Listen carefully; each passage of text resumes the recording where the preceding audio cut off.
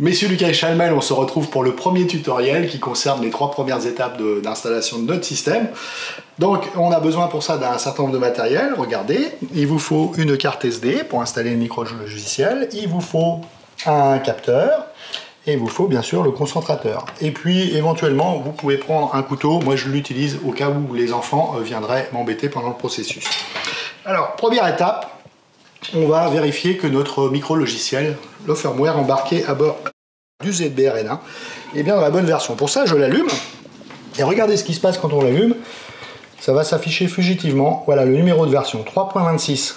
Hein, je vous ai dit c'était bon, 3.26, mais au cas où ce ne serait pas celui-là, ça m'est arrivé moi quand j'ai reçu l'appareil, c'était en 3.31, c'est ballot. Eh bien, il vous suffit de copier les fichiers sur cette carte SD, et en fait ça va marcher tout seul. Regardez comment ça marche. J'insère donc ma carte SD dans le ZBRN1. Il faut faire attention au sens, il n'y a pas de détrompeur, et donc du coup moi je me suis trompé au départ, donc il faut bien la mettre dans ce sens là. Vous l'enfoncez, vous éteignez le ZBRN1 et vous l'allumez ensuite. Bon là ça va pas marcher parce que j'ai pas mis les fichiers sur la carte SD, mais je vous promets que ça fonctionne. Donc première étape, déjà c'est fait. Deuxième étape, on va appairer le capteur à notre ZBRN1. Donc ça se passe en 2 temps. Premier temps, on va d'abord le réinitialiser. Alors ça c'est une opération assez simple, je sais pas si vous allez voir, parce qu'on voit pas bien ici, il y a trop d'éclairage. Donc je vais appuyer tout simplement sur ce bouton qui est ici, et vous allez voir 3 flashs lumineux. Paf, ça y est, c'est réinitialisé. Maintenant, je n'ai plus besoin de le toucher jusqu'à la fin de tous les tutoriels, ça va fonctionner. Maintenant, ce qu'il faut que je fasse, c'est que je l'appaire avec mon appareil. Je vais lui attribuer un emplacement, tout simplement. Il y en a 59 possibles, maintenant je le sais. Alors là, je vais vous montrer comment je fais, mais tout ça c'est détaillé sur des vidéos tutoriels que je vais mettre en lien dans la vidéo, qui sont beaucoup plus explicites, enfin plus simples, mais c'est pour vous montrer l'idée générale, puis vous montrer que c'est assez rapide en fait. Hein.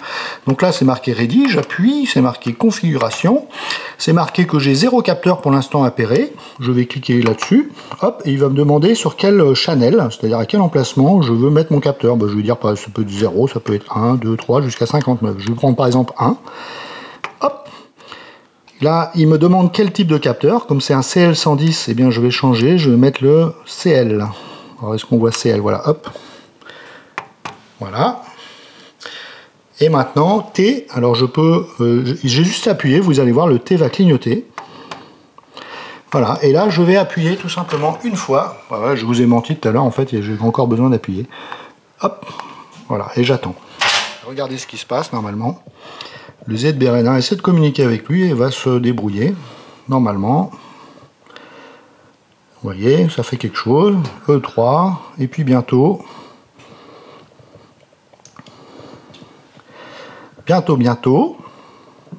j'ai dit bientôt.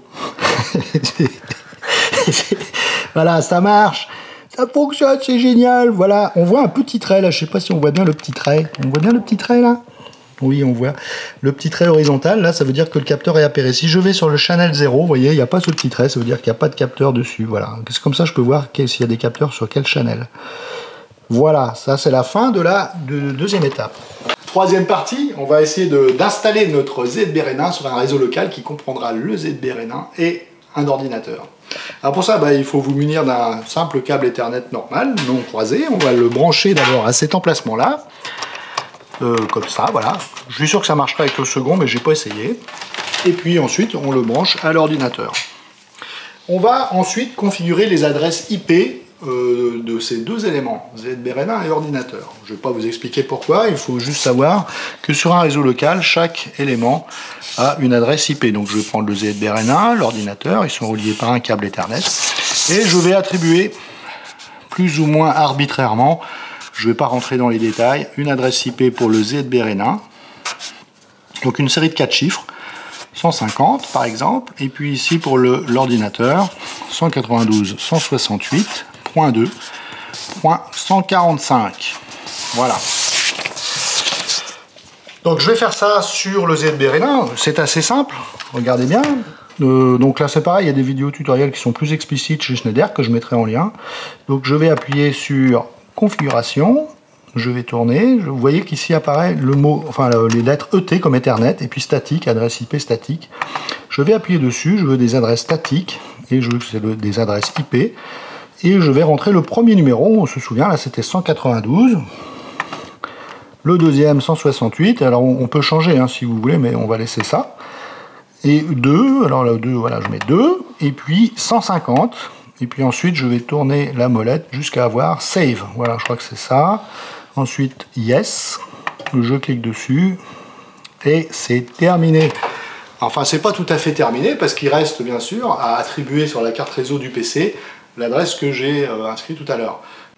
Nous avons déjà franchi toutes ces étapes, il nous reste à attribuer une adresse IP à l'ordinateur, et ensuite on vérifiera à l'aide du logiciel Modbus Doctor que l'ordinateur et le ZBRNA communiquent bien avec le protocole Modbus. Alors on va faire ça dans la foulée. Pour configurer l'adresse IP de mon ordinateur, je vais aller, alors dans Windows 10 c'est comme ça que ça marche, hein. On va ici. Si vous avez une autre version, il va falloir que vous trouviez vous-même où est-ce qu'il faut faire ça. Sur Windows 7, c'était ailleurs, mais bon. On va modifier ici les options de l'adaptateur du réseau Ethernet. C'est ma carte réseau qui, en temps normal, est reliée à ma box Internet pour aller sur Internet. En temps normal, donc, elle est configurée comme ceci. Vous voyez, je fais propriétés. Ici, je vais configurer les propriétés de l'Internet version 4. Là encore, boum. Vous mettrez au ralenti pour voir tout ça, hein. Et vous voyez que pour l'instant, l'adresse IP est obtenue automatiquement. Quand j'allume mon ordinateur, il interroge la box, il lui demande « Attribue-moi une adresse IP s'il te plaît sur notre petit réseau local ». Et c'est elle qui lui attribue une adresse IP, on n'a pas à s'en occuper. Ici, on a choisi d'utiliser une adresse IP statique, on va donc la rentrer à la main. 192.168.2.145, c'est l'adresse qu'on avait décidé d'attribuer à l'ordinateur. On clique ensuite sur « Masque de sous-réseau », ça va se remplir automatiquement, on fait OK. Et là, normalement, si tout se passe bien, le ZBRNA est sur le même réseau local que l'ordinateur. On va voir s'ils arrivent à communiquer entre eux avec une petite commande antédiluvienne qui date des débuts de l'informatique, hein, qui s'appelle ping, qui envoie des petits paquets de données à un appareil, vers un appareil, et qui regarde le temps que ça met pour revenir. Les joueurs en ligne savent ce que ça veut dire ping. Si vous n'avez pas un bon ping, eh bien, vous ne pouvez pas bien jouer correctement. Alors ici, on va lancer cette commande à l'aide de la console Windows. Vous voyez, on lance la commande CMD. Et puis là, on va taper tout bêtement ping. Et là, on va mettre l'adresse du ZBRNA. 192.168.2.145. Non, c'était pas 145, c'était 150. 145, c'est l'ordinateur. Voyons voir si ce que ça donne. Ah bah, c'est génial. Vous voyez, il envoie 32 octets et le temps pour qu'il revienne, c'est inférieur à 1 milliseconde. Si je m'étais trompé, alors là, ça fonctionne. Mais si jamais ça ne fonctionnait pas, par exemple, si je me trompe d'adresse IP, ici, je vais mettre une adresse IP qui n'existe pas, donc il va envoyer des données quelque part, un endroit où ça ne marche pas. Je vais mettre 146, par exemple. Vous voyez ce que ça donnerait? Eh ben, ça donnerait un échec. Voilà, impossible de joindre l'autre de destination. Donc nous, ça fonctionne. On va maintenant installer le logiciel Modbus Doctor pour vérifier que ça communique bien avec le protocole Modbus. Mais avant d'installer le logiciel Modbus Doctor, qui serait sinon parfaitement inintelligible pour vous, eh bien, je vais vous expliquer un peu ce que c'est que le protocole Modbus. Alors, qu'est-ce que c'est qu'un protocole réseau? Eh bien, il faut savoir que les machines échangent entre elles des données sous forme de 0 et de 1. Pour que ce soit plus intelligible par elles ou par les logiciels, on les a organisés, ces 0 et les 1. On les a organisés en paquets de données. Donc c'est ça que fait un protocole, en fait. Il choisit d'organiser les données d'une certaine manière. Il y a plusieurs protocoles différents, le plus connu étant TCP/IP, celui qui permet d'échanger des données dans le monde entier grâce sur Internet, qui s'appelle TCP/IP. Modbus a plutôt été conçu pour un périmètre plus restreint, faire communiquer des machines entre elles. Donc on va se concentrer sur lui. Et donc on va regarder un peu comment ça marche, comment c'est fait. Donc ici je représentais donc nos ZBRNA qui communiquent grâce au câble Ethernet à l'ordinateur. Et qu'est-ce qui circule dans ce câble Ethernet? Eh bien des données qui sont organisées en trame, une trame Modbus. Alors voilà à quoi ça ressemble. Les spécialistes de Modbus me pardonneront, j'ai vraiment simplifié à l'extrême. Donc on va filer une métaphore qui est celle d'un train. Donc dans ces données, on va trouver une locomotive, c'est qu'on appelle l'entête, qui contient un certain nombre de mots binaires. Voilà. Et puis ensuite, on va trouver des wagons qui contiennent les données qui nous intéressent. Finalement, je rappelle, ce qui nous intéresse, c'est de récupérer la température et l'hygrométrie. Alors ça se situe quelque part dans ces wagons. Alors ces wagons, ils sont constitués de 32 registres, ce sont finalement des places assises. Et sur ces places, on va trouver des mots binaires. Et donc, vous vous souvenez que nous avions appairé, quand nous avons appairé notre capteur, on l'avait appairé à l'emplacement 1. Eh bien, cet emplacement correspond à un wagon, en fait. Donc, le channel 0 correspond à l'emplacement 0, et le channel 1 à l'emplacement 1 de notre ZBRN1. Donc, si on avait mis un capteur sur l'emplacement 0, eh bien, toutes les données qu'il aurait fournies à l'ordinateur auraient été situées dans les 32 premiers registres, qui vont de l'adresse 10 à l'adresse 43, sans souvenir. Et puis maintenant, si alors mon capteur, eh bien lui, ces données sont transportées entre 43 et 75.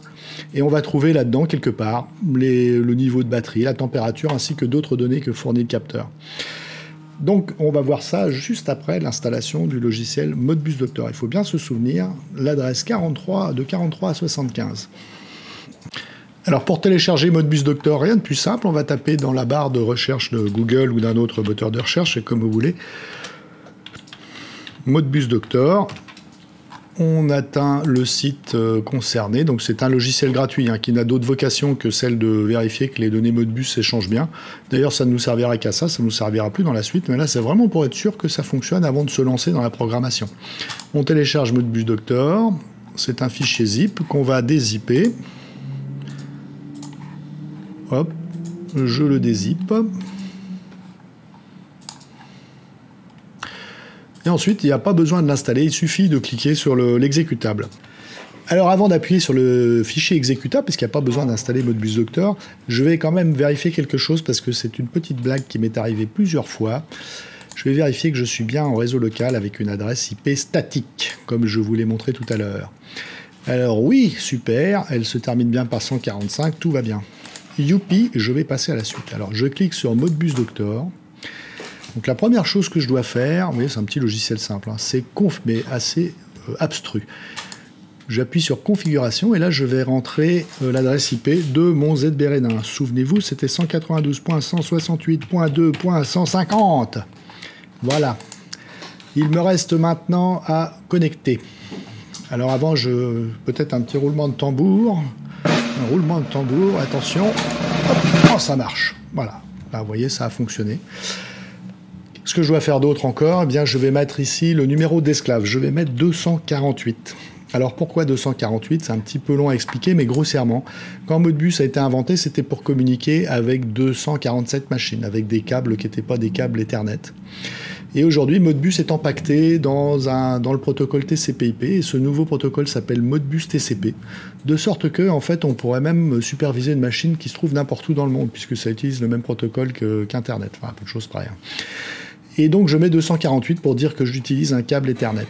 Ensuite, je vais regarder le contenu des trames.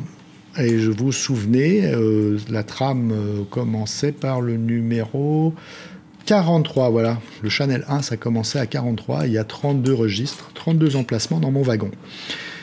Voilà, je vais faire 6 clics et je vais faire lecture. Et voilà, ça fonctionne. Alors, qu'est-ce que ça veut dire, tous ces chiffres? Eh bien, j'ai fait une petite capture d'écran de la vidéo Schneider qui explique tout ça. Tout ce que je vous explique, je l'ai appris sur cette vidéo. Et j'ai essayé de vous le synthétiser. Mais vous pourrez aussi, parce que je vais le mettre en description et en lien, vous pourrez aussi regarder par vous-même. Alors, à quoi correspondent ces chiffres? Eh bien, regardez ici ma petite capture d'écran. Donc, on voit que qu'à l'emplacement 43, voilà, ici, plus 0, donc ici à l'emplacement 0, il y a le device type. Donc, ça correspond au device type, au type de capteur que j'ai installé sur ce channel. Alors, device type 4, ça correspond à mon capteur d'humidité et de température. Mais Schneider en fabrique d'autres, donc ils ont d'autres device type. Ici, il y a des choses que je ne comprends pas, je dois bien le dire. Et à l'emplacement 4, donc si je regarde 0, 1, 2, 3, 4, on a le chiffre 29 qui correspond au battery voltage. Donc, est-ce que c'est 29 volts? C'est peu probable, parce que c'est une petite pile, j'imagine, qui est à l'intérieur du capteur. C'est sûrement 29% de capacité. J'ai l'impression que les piles sont en train de s'user. À l'emplacement 6, miracle, une température 2230. Donc, dans cette pièce, il n'y a pas 2230 degrés, enfin, je ne crois pas. Et donc, ça veut dire que c'est tout simplement le chiffre est multiplié par 100. Autrement dit, il y a 22,3 degrés dans cette pièce. Et l'hygrométrie est de 54,85%. Voilà, nous avons terminé cette partie. On est content, nous avons mis nos deux appareils en réseau local, ils communiquent entre eux parfaitement avec le protocole Modbus, j'arrive à récupérer ma température. Et maintenant, je peux oublier Modbus et je vais installer Node-RED pour présenter sous une forme plus, disons, sexy ces données. Sous forme de jauge. Donc on va se retrouver dans les 2 vidéos suivantes, ça va vous expliquer la suite, comment installer Node-RED et puis comment ensuite l'utiliser. Et d'ici là, bien amusez-vous bien.